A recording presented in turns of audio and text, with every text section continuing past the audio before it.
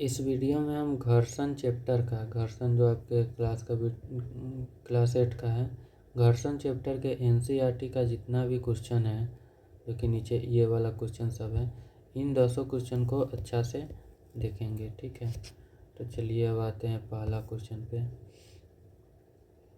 तो चलिए अब क्वेश्चन देखते हैं, क्वेश्चन आंसर देखते हैं। पहला क्वेश्चन है आपका, घर्षण एक दूसरे के संपर्क में रखी दो वस्तुओं के पृष्ठों के बीच आपेक्षिक डैश का विरोध करता है। तो घर्षण हमेशा किस चीज़ का विरोध करता है? गति का।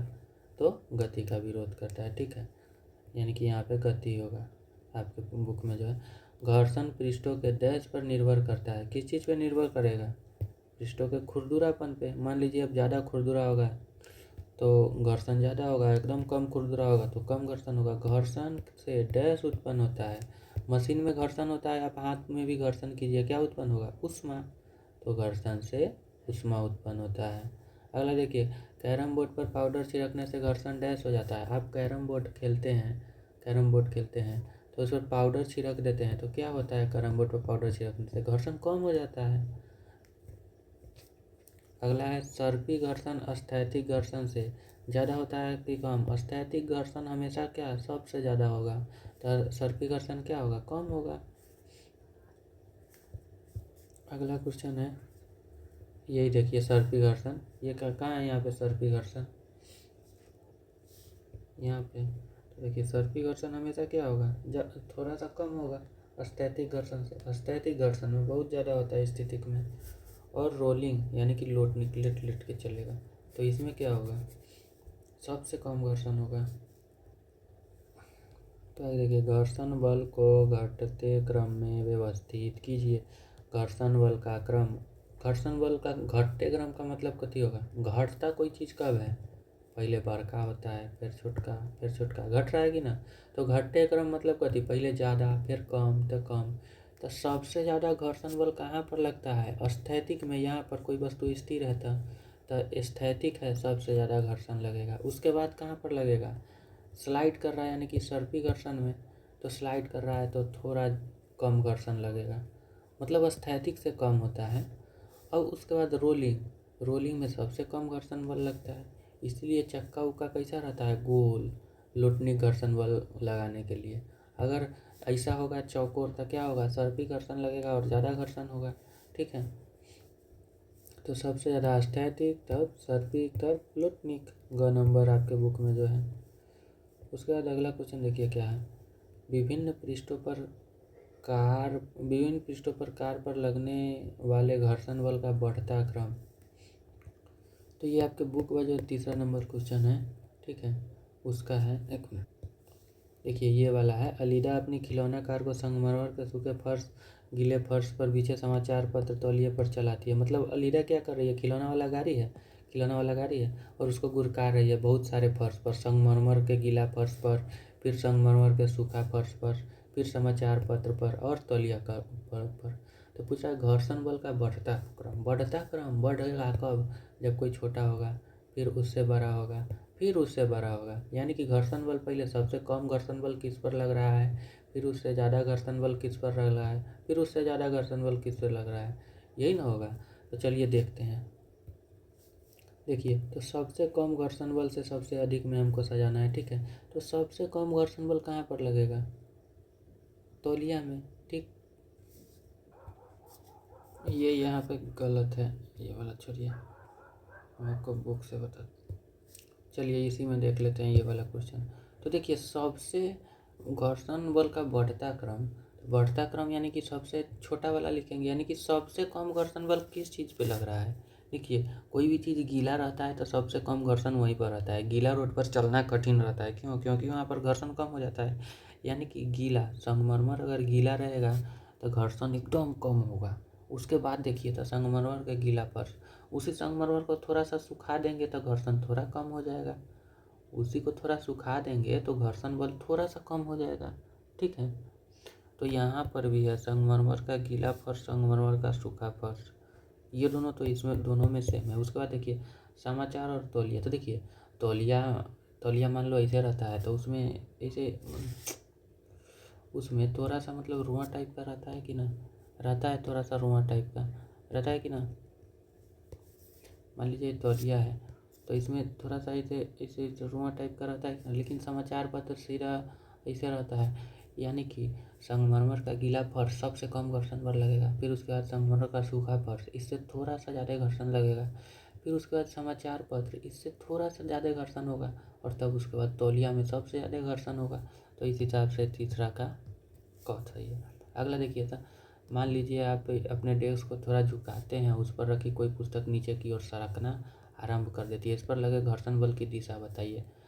टेबल ऐसे है, ठीक है, झुका दिए तो टेबल ऐसे हो गया, तो घर्षण बल के कारण ये नीचे गिर रहा है, तो घर्षण बल कहाँ लगाएगा, इसको ऊपर करने लगाएगा विपरीत दिशा में, तो घर्षण बल इधर लगेगा और ये गिर रहा है इधर, ठीक।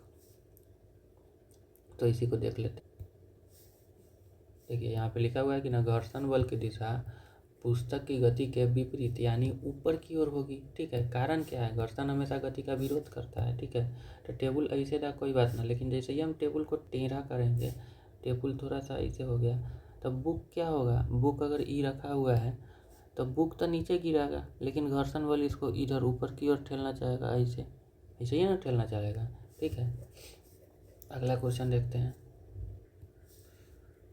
अगला क्वेश्चन देखिए क्या है, मान लीजिए दुर्घटनावश साबुन के पानी से भरी बाल्टी संगमरमर के किसी फर्श पर उलट जाए, इस गीले फर्श पर आपके लिए चलना आसान होगा या कठिन।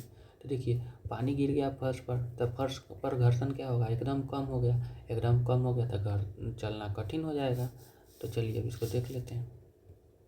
देखिए ये गीले गीले संगमरमर फर्श पर चलना गीले संगमरमर फर्श पर चलना कठिन होगा। इसका कारण क्या है कि गीले फर्श पर घर्षण कम हो जाता है और इसलिए पैर फिसलने की संभावना बढ़ जाती है, ठीक। अगला खिलाड़ी कीलदार जूते क्यों पहनता है, व्याख्या कीजिए। कीलदार जूते क्यों पहनता है, ताकि उससे घर्षण कम हो, घर्षण कम करने के लिए इन्हें कीलदार जूते पहनता है। तो देख लीजिए, खिलाड़ी स्पाइक्स इसलिए पहनते हैं क्योंकि स्पाइक्स ज़मीन में धंस जाते हैं, जिससे घर्षण क्या होगा, बढ़ जाएगा और फिसलने से बच जाएगा, ठीक है, और दौड़ने और रुकने में भी सहायता मिलेगा, इसलिए ना पहनता है खिलाड़ी कील वाला जूता। आगे देखते हैं। अगला क्वेश्चन है, इकबाल को हल्की पेटिका धकेलनी है तथा सीमा को उसी फर्श पर भारी पेटिका धकेलनी है, कौन अधिक घर्षण बल का अनुभव करेगा। जेकर चीज़ भारी होगा उसको ज़्यादा घर्षण बल का अनुभव होगा, तो केका भारी है, इकबाल तो हल्की पेटिका, तो एक तो हल्का हल्का है तो कम घर्षण लगेगा। अच्छा, सीमा उसी फर्श पर भारी पेटिका धकेल रही है, ये भारी धकेल रही है, मतलब घर्षण क्या है, इसको ज़्यादा लगेगा, ठीक है, तो यानी कि सीमा को ज़्यादा लगेगा 7वां नंबर में। तो देखिए भारी पेटिका अधिक घर्षण बल का अनुभव करेगी, जिसका कारण क्या है, भारी वस्तु द्वारा जमीन पर लगाया गया विलंब बल अधिक होता है, जिससे घर्षण बल भी बढ़ जाएगा, ठीक। आगे देखते हैं अगला क्वेश्चन, व्याख्या कीजिए। सर्पी घर्षण स्थैतिक घर्षण से कम क्यों होता है, ठीक। स्थैतिक घर्षण ज़्यादा क्यों होता है, क्योंकि कोई भी वस्तु स्थिर रहता है तो ज़्यादा घर्षण बल होता है, ठीक है, क्योंकि उस पर नीचे से एकदम घर्षण बल पूरी तरह से कार्य कर रहा है, ठीक है। लेकिन सर्पी में क्या है, वो चल रहा है और चल रहा है तो घर्षण बल थोड़ा सा कम लग रहा है। इसका एग्जांपल आप इस तरह से समझ सकते हैं कि अगर आप साइकिल चला रहे हैं तो जब साइकिल रुका हुआ रहता है तो उसको चलाना कठिन होता है, क्योंकि उस पर स्थैतिक घर्षण बल लग रहा है। लेकिन अगर साइकिल चल रहा है तो उस पर सर्पी या लोटनी घर्षण बल लग रहा है और वो थोड़ा कम होता है, इसीलिए हम साइकिल को गति में, साइकिल अगर रुका हुआ है तो उसको चलाने के लिए ज़्यादा गति लगाने पड़ेगा, लेकिन अगर साइकिल चल रहा है तो उसको कम गति में ही वो चलता रहेगा, ठीक है। तो व्याख्या कीजिए, सर्पी घर्षण स्थैतिक घर्षण से कम क्यों है। तो देखिए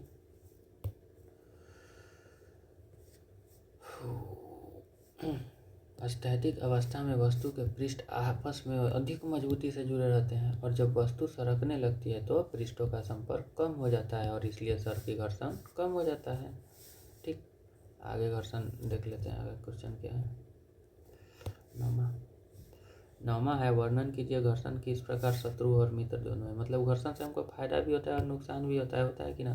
तो देख लेते हैं घर्षण से फायदा और नुकसान कैसे होता है। तो घर्षण शत्रु एवं मित्र दोनों है, कैसे।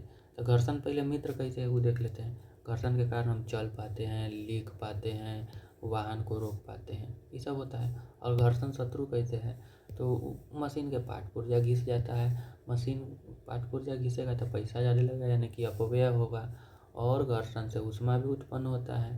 तो ये तीनों चीज़ हानि हो गया और ये तीनों चीज़ लाभ हो गया। ठीक, अब अगला और लास्ट क्वेश्चन देख लेते हैं। और अगर आपको अच्छा लग रहा होगा तो लाइक सब्सक्राइब जरूर कीजिएगा, आगे ऐसा वीडियो आता रहेगा 10th तक का। वर्णन कीजिए, तरल में गति करने वाली वस्तुओं की आकृति विशेष प्रकार की होती है जिसे स्ट्रीमलाइंड यानी कि धारा प्रवाह कहते हैं। ठीक है, क्यों तरल में गति करने वाली वस्तुओं की आकृति विशेष प्रकार की क्यों बनाई जाती है? क्योंकि तरल में गति करते समय वस्तु पर द्रव घर्षण यानी कि ड्रैग लगता है, और इस घर्षण को कम करने के लिए वस्तुओं को धारा प्रवाह यानी कि स्ट्रीमलाइंड शेप बनाया जाता है, आकार का बनाया जाता है। उदाहरण के लिए क्या, नाव, पनडुब्बी, मछली का शरीर, सब कैसा रहता है? Streamline shape. तो इतना ही क्वेश्चन था। अगर आपको अच्छा लग रहा होगा तो ज़रूर लाइक और सब्सक्राइब कीजिएगा। धन्यवाद।